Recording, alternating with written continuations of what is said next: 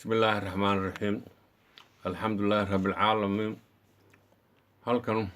waxaan dadka la hadlaya maxamuud xasan xaaj cumar waxaan doonayaa wax yar inaan ka dhaahdo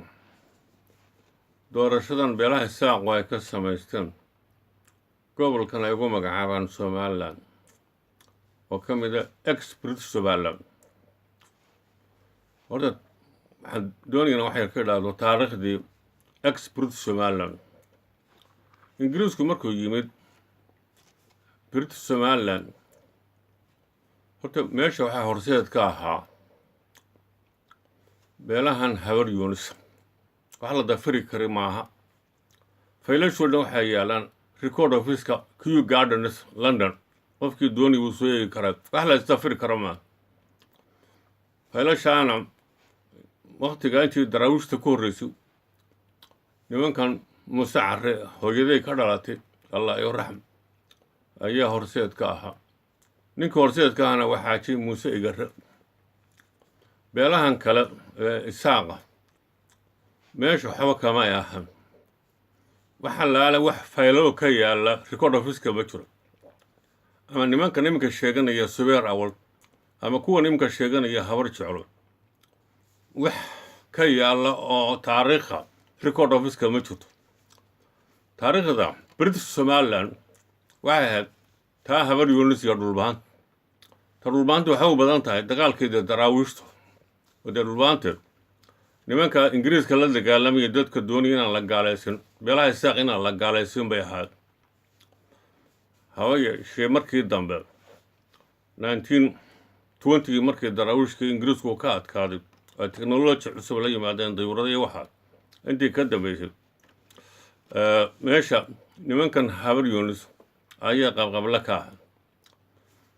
markii dambe dagaalkii labaad ee adduunka markuu dhamaaday waxaa yimid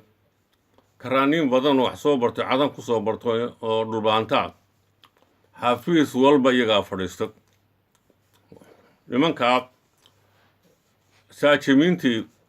askarta ee booliiska iyana wada dhulbaantay ahaan waxaa markhaati ah 1960 markii ingiriisku tegay xafiis walba nin dhulbaantaa fadhiyay nin qudhun baa taraxay in qorsheelu baa taraxay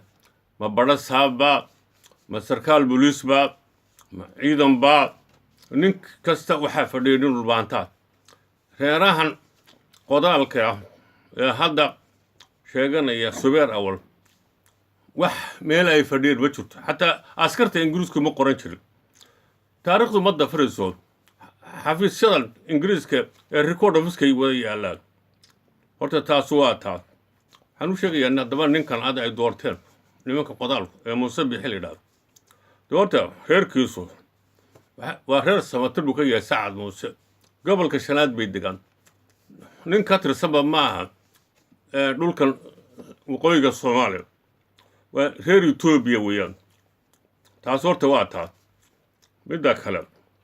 waxaan doonayaa dadkan u sheego gaar ahaan beelahan isaaq inuu sheego war anagu dhulbaantaana niman hartiyaawna niman daarood Ismaaciilaawna yaan lumin nimanka NFD ilaa ceerigaaba degaawna nimanka 80% waana niman aad ku lumaysaan ma haddaad damcadaan buuhooda iyo dhulkeedana dagaal ku soo qaadaan waad ku lumaysaan sida horeba ugu lunteen waxaan idin sheegayaa xoogaaga tiknikada isku hubsateen mar dambaa buuhooda idinkaga furanaya ninkan qodaalkaad doorateen buuhooda wuxuu ka qaadi karayo ma jirto intaasuu baan doonaa sheego waxaan ka xumaa abtiyaaladii in kuraasidii madaxtinimadii lagaga shubtay oo la boobay waad mahadsantiin